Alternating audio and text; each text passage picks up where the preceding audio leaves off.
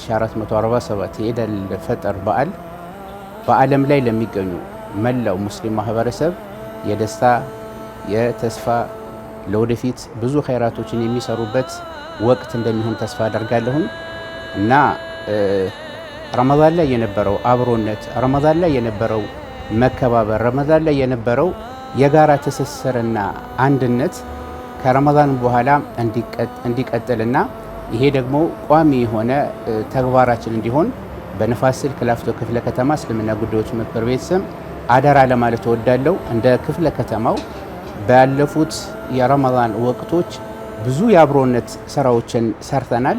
ከነዛ ውስጥ የማዕድ ማጋራት፣ የተቸገሩ ማህበረሰቦችን መርዳት፣ እንዲሁም ከጎን አለን ማለት እና መሰል የሆኑ እጅግ በጣም ዘርፈ ብዙ ተግባራቶችን ስንከውን ቆይተናልና ይሄ በረመዳን ወር በተሻለ መልኩ የምናከናውነው ተግባር ከመሆኑ ጋራ ከረመዳን ወር በኋላም በቀጣይ በሚኖሩን የአብሮነት፣ የአንድነት፣ የእርስ በርስ ትስስርና ወንድማማችነትን በሚያጠናክር መልኩ ይሄንን ጉዳይ እንድንቀጥልበት አደራ ለማለት ተወዳለሁኝ።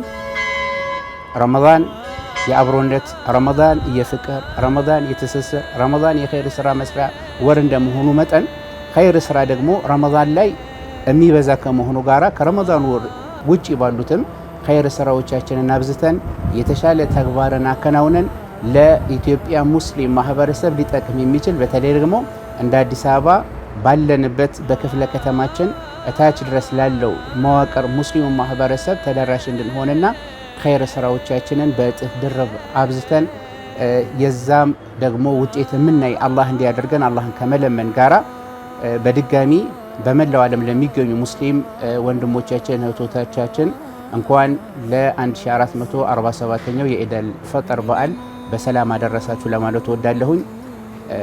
ተቀበለ አላሁ ሚና ወሚንኩም ሳሊሁል አዕማል። ኢደል ሙባረክ።